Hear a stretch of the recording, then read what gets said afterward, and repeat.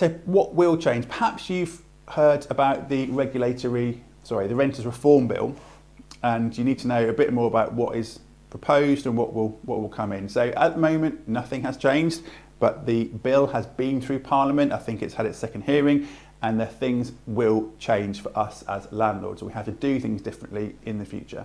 This has been described as the biggest shake-up for decades of the property private rented sector.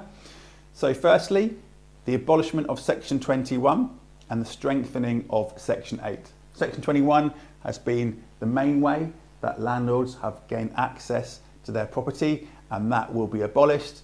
But to counter that, Section 8, which is the other route to get possession of your property, will be strengthened.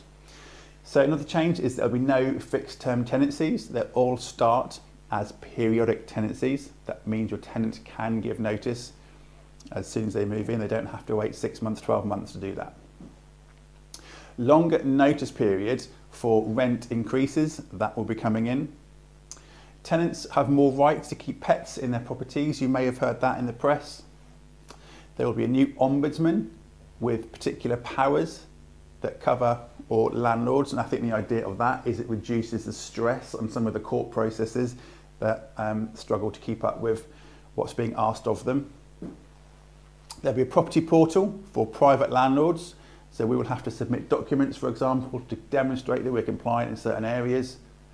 And the application of the decent home standards to the private rented sector.